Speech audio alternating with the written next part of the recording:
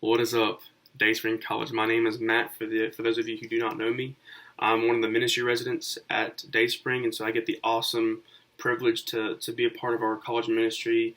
And so today I will be bringing a lesson to you guys from Romans 3:21 through 26. And as you guys are scrolling there or turning your pages there, and I just want you guys to think about something real quick. Just think about this. Think about the statement. When things are going good, things are going good, right? I guess if you're grammatically correct, it'd be when things are going well, things are going well. And what I mean by that, when things are going well, when our routine is in check, when things are just going good, that things are going good, right? But when things are going bad, things are going bad. Like right now, the pandemic, the situation that our country's going through, that the world's going through.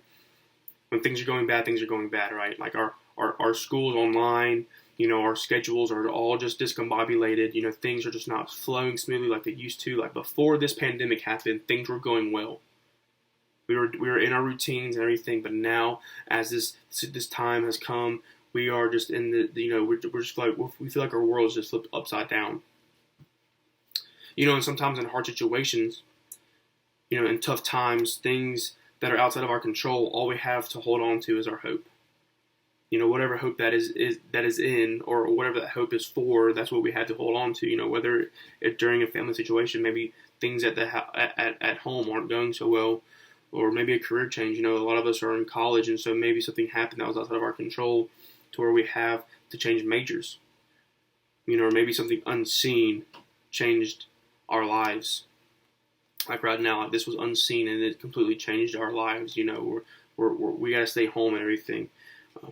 And so what convicted me of this is like, man, in the midst of this challenging times, when's the last time you reminded yourself of the joy that comes from the eternal salvation that was freely given to you? That like the hope that this offers too. Like, man, when's the last time that you reminded yourself of that? And if that's you right now, like if you're with me, like when's the last time you reminded yourself? If you remind yourself right now, does that bring you joy and hope and peace in the midst of this situation, in the midst of this pandemic? That really convicted me, because that means I lost sight of the true importance, of the true power, of the true just eternal weight of the cross and Jesus Christ. And so we're going to go ahead and jump into Romans 3, but before we get to verses 21 and 26, I just want to do a quick summary of the verses before that section. So in verses 1 and 8, Paul is reminding the Jewish people that because they're Jewish, they did have an advantage, right? Because they were God's chosen people, they were given, they were given the oracles of God, they were given the law. And so even though they weren't faithful to God, God was still faithful to them. And then in verses 9 through 20, Paul, he writes a mashup of Psalms and Proverbs. And he does this to show the audience that none of them are righteous. Right? 9 through 20 have all these different kind of sins and things that are human nature, that are our sin nature, and that's why we're not righteous. And that all these result from verse 18, where it says, "There was no fear of God before their eyes." So ultimately, what the previous verses in 9 through 20, before they get to 18, all those things right there, those are a result from because no one has fear of God before their eyes. And so now we're going to get into Romans 3:21 and 26. And this passage brings full circle the story of sin and reconciliation. See, Paul is in chapters 1, 2, and 3. He's continuing this argument. Right, he's continuing this discussion, and we get to verses 21 and 20 through 26 in chapter 3, and it brings full circle the story of sin and reconciliation. So, in my opinion, I believe this passage, Romans 3:21 and 26, and Ephesians 2 and 1 through 10, are some of the most important passages in the Bible, because it reminds us the story. It brings full circle. It shows us the gospel. I mean, verses 21 and 20 through 26, it's the gospel written out. And so let's go ahead and dive in. Let me go ahead and read those verses for us. So in verse 21 it says, "But now the righteousness of God has been manifested apart from the law, although the law and the prophets bear witness to it. the righteousness of God through faith in Jesus Christ for all who believe, for there is no distinction. For all have sinned and fall short of the glory of God, and are justified by his grace as a gift through the redemption that is in Jesus Christ, whom God put forward as a propitiation by his blood to be received by faith. This was to show God's righteousness, because in his divine forbearance he had passed over former sins. It was to show this righteousness at the present time, so that he might be the just and the justifier of the one who has faith in Jesus. And so I'm just going to take this time right now, and we're just going to go verse by verse, and I just kind of want to pull some things out, and hopefully they offer encouragement and hope in this time. And so verse 21, Paul is saying that the righteousness of God is made known apart from the law.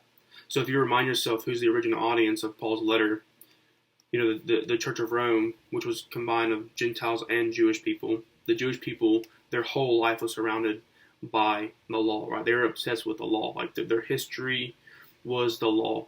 And so for when Paul says this, obviously they're going to be confused, because they're going to be like, why? I don't understand what he's saying. Like, this doesn't make sense at all. But then if you do some history, the Old Testament scriptures talk about the same way to salvation as Paul does. See, Paul's way to salvation wasn't a works-based salvation. It was a faith-based salvation. So through faith, you received salvation. So that, and that's, and the Old Testament talks about that. Like when Abraham was seen right before God, it was through his faith. It wasn't through his works. It wasn't through him upholding the law. It was through his faith that he was seen right and righteous before God. And then in verse 22, it says, for all who believe. See, this for all who believe it's an inclusive statement. For all, but there's a twist to it. Who believe. See, it wasn't just for all, period. It was for all who believe. So if you didn't believe this, there's no reason for you to read on. So belief was the requirement in verse 22 for all who believed. And then we get to verse 23. And it says, for all have sinned and fall short of the glory of God. For all have sinned. See, Paul uses another inclusive statement, but this inclusive statement is different from the one in 22, because this one means everybody. Even if you don't believe what Paul's writing, this includes you. For all have sinned. See, because the only person who was able to live and walk on this earth sinless was Jesus Christ. Everyone else has sinned. See, for all have sinned and fall short of the glory of God. See, the fall short literally means lacking. So we are lacking the glory of God in our sinful state. If you remember back to chapter 1, Paul talks about how we exchange the glory of God for the glory of created things. See, Adam and Eve, they were given the glory of God in the garden, but they exchanged that for the glory of created things, and we do the same thing in our lives every day. We're given the glory of God, but we exchange it for glory of created things. And you can whatever fits that definition is sin, right? So money, popularity, relationships, whatever it is, an addiction, that we exchange the glory of God for those things. And so that is verse 23. But here is the good news. This is the good news of great joy right here. Verses 24. Let me read it. It says, and are justified by his grace as a gift through the redemption that is in Jesus Christ. So in verse 23, all have sinned, but we're justified by his grace as a gift. See, God's grace is a gift. Nothing is owed. We can't pay for this. We can't be like, okay, God, here's my repayment for that gift that you gave me. No, see, the NIV, the NIV says, and all are justified freely. Free. There's no payment, right? So as college kids, we love free things. Free food, free whatever it is. Even if it's something that we don't even use, if it's free, we're going to take it because it's free, right? But the one thing is, someone's like, hey, here's a free, candy bar. We're going to ask the question, what do we have to do to get it? Because in our world, nothing's really free. Right? Do you have to fill out a survey? Do you have to count to 10? Do you have to, whatever, like, how do I get this free thing? Because in our world, nothing's free. But here, it is completely and ultimately free. Because there's nothing that we can do to repay God in this time. See, we are set right and blameless before God as a gift. We did not make this happen. Me, you, Apostle Paul, he did not make this happen. We can't do anything to earn this, to pay for this, to acquire this. It was given as a gift. See, Jesus did something. Jesus Christ, he did something that made me right before God when I am not right, when you are not right. And that's such good news. See, because we're still sinful. We're not perfect. But when God looks at us, he sees his son's blood. He sees the cross. He sees what his son did on the cross. And that's what he sees in us. And then verse 25. It says, whom God put forward as a propitiation by his blood to be received by faith. This was to show God's righteousness, because in his divine forbearance he had passed over former sins.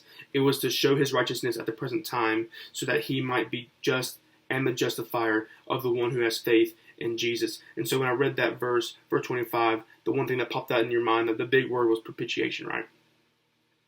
Propitiation is one of those words you're kind of like, all right, Google, here I come. But propitiation means a sacrifice that removes wrath. So God sent his son Jesus as a propitiation. So Jesus wiped the wrath away from us, and he put it on himself. See, God became a curse to take our curse.